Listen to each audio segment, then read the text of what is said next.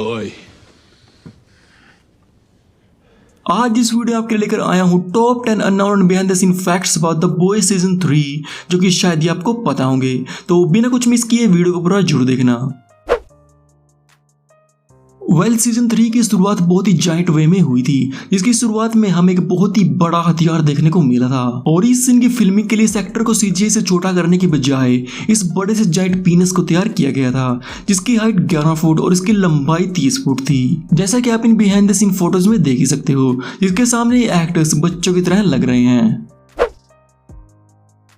और इसी सीन में जब टर्माइट अपने लवर को अनंत सुख देने के चक्कर में उसके अंदर जाता है, तो सिर्फ उसके एक चीख मारने से उसके फ्रेंड के 2 टुकड़े हो जाते हैं। तो एक्चुअल में पूरा सीन आर्टमैन वर्सेस थैनोस वाली थ्योरी से इंस्पायर्ड था कि एवेंजर्स एंड गेम मूवी में आर्टमैन ने थैनोस को उसके पिछवाड़े में घुस कर उसे मारना चाहिए, जो कि तब बॉय सोर और एरिक क्रिपिके ने खुद ही बताया था कि अगर मार्वल ने ये नहीं किया तो हम ही कर देते हैं। जिसके बाद टर्माइट फ्रेंची के पिछवाड़े में भी घुसने की कोशिश करता है। इस बीच बुचर उसे एक कोकेन की पुड़िया में बंद करके उसे हिलाने लगता है। और इस सीन के लिए एक बहुत ही बड़े प्लास्टिक बैग को क्रिएट किया गया था, जिसके अंदर व्हाइट पाउडर डालकर एक स्टंटमैन ने इस सीन को परफॉर्म किया था।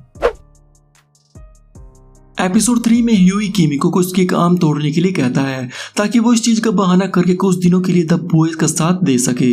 तो एक्चुअल में इस दिन की फिल्मिंग के लिए एक एक्चुअल रियलिस्टिक प्रोस्थेटिक आर्म को बनाया गया था, जिसे एक्टर जैक वेड की बॉडी के साथ अटैच किया हुआ था, ताकि इस एक्टर को कोई भी परेशानी ना हो। एंड ऑल्सो इस फेक आर्म के साथ जैक वेड ने कैरन फुकुहारा के साथ अपने इस आर्म ब्रेक सीन को कई बार रिहर्स भी किया था, ताकि फिल्मिंग के टाइम वो अपने एक सरप्राइज एंड जेन्युइन रिएक्शन दे सके।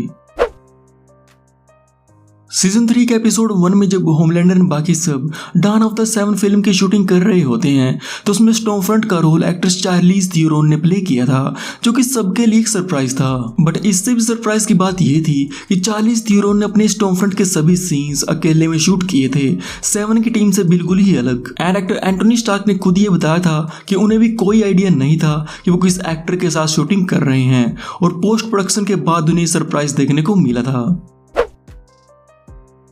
सीजन 2 के फिनाले में हैविली इंजर्ड होने के बाद स्टॉर्मफ्रंट हमें 3rd सीजन में भी देखने को मिली थी, जिसका इस सीजन में एक छोटा सा ही कैमियो था। और इस छोटे से कैमियो के लिए एक्ट्रेस आया केस को स्टॉर्मफ्रंट की इस इंजर्ड फॉर्म को दिखाने के लिए मेकअप एंड प्रोस्थेटिक्स पहनने पड़े थे, जिसके लिए इन्हें बहुत ही टाइम लगा था। जिसके बाद आया केस ने स्टॉर्मफ्रंट का ये प्रोस्थेटिक एंथनी स्टार्क को गिफ्ट के तौर पर दिया था। सीजन 3 में जब डीप की 10 साल में वापसी होती है, तो उसकी खुशी में होमलैंडर डीप को एक जिंदा ऑक्टोपस खाने के लिए कहता है, जो कि इस सीजन की one of the darkest movements में से एक है, क्योंकि डीप को अपने ही फ्रेंड टिमोथी को जबरदस्ती खाना पड़ता है। तो एक्चुअल में इस सीन के लिए किसी भी तरह के रियल ऑक्टोपस का यूज नहीं किया गया था, क्योंकि इस सीन में दिखाया गया ऑक्टोपस टोटली सीजीआई था। और इस सीन की फिल्मिंग के लिए एक्टर जेस क्राफोर्ड को मोची, सिर्फ और कुछ अदर इंग्रेडिएंट्स खाने पड़े थे, जो कि क्राफोर्ड के लिए कुछ ज्यादा अच्छा एक्सपीरियंस नहीं था। सीजन 3 में टेम्परेरी वीक इंट्रोड्यूस किया गया है, जिससे कि बुचर एंड ह्यूई को सुपर पावर्स तो मिल जाती हैं, बट उन्हें इसके साइड इफेक्ट्स का भी सामना करना पड़ता है। और इन्हीं साइड इफेक्ट्स के चलते सीजन 3 के एपिसोड 3 में बुचर ह्यूई के ऊपर ग्रीन कलर की वॉमिट कर देता है, जिसके लिए एक स्पेशल ग्रीन कलर के लिक्विड को तैयार किया गया था, जिसको एक्टर जैक वेड के ऊपर कार्ल अर्बन की साइड से एक पंप की मदद से स्प्रे किया गया था। एंड जैक वेड के अकॉर्डिंग ये ग्रीन वॉमिट उतनी भी डिस्गस्टिंग नहीं थी। सीजन 3 में जब ह्यूई को टेम्परेरी कंपाउंड वी से टेलीपोर्टेशन की पावर्स मिलती हैं, और जब भी वो टेलीपोर्ट करता है तो उसके कपड़े उसके साथ टेलीपोर्ट नहीं होते, और ह्यूई हर बार बिल्कुल नंगा हो जाता है। और अपने इन्हीं नेकेड सीन्स को परफॉर्म करने के लिए एक्टर जैक वेड को मोडेस्टिक क्लोथ्स पहनने पड़े थे, जो कि स्किन कलर के थे, जिनको पहन के जैक वेड को एम्बैरेसिंग फील होता था। सीजन 3 के 5th एपिसोड में हमें एक म्यूजिकल भी देखने को मिला था, जो कि इस ब्लडी एंड डार्क शो में एक कलरफुल रेनबो की तरह था। और इस पूरे म्यूजिकल को सिर्फ एक ही दिन में शूट किया गया था, जिसमें इन सभी बैकग्राउंड एक्टर्स ने रियल मेडिकल इक्विपमेंट्स का यूज किया था। एंड ऑल्सो एपिसोड 1 के साथ साथ इस म्यूजिकल में भी हमें किमिको को गाते हुए दिखाया गया है। तो इन सीन्स में एक्टर कैरन फुकुहारा ने एक्चुअल में इन सॉन्ग्स को खुद ही गाया था, जिसको इन्होंने चैलेंजिंग के साथ साथ फनी भी बताया था।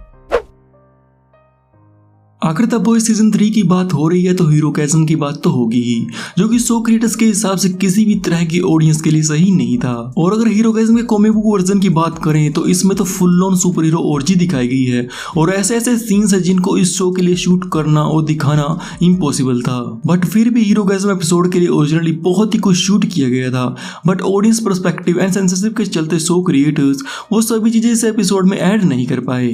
तो ये थे द बॉयज सीजन 3 से top 10 unknown and behind the scene facts, and if you enjoyed then like this video, subscribe factors some fact videos like this one। और अगर आपको किसी फेवरेट मूवी या टीवी शो के फैक्ट्स के बारे में जानना है तो मुझे नीचे कमेंट्स में बताइए, मैं जरूर उस पर वीडियो बनाऊंगा।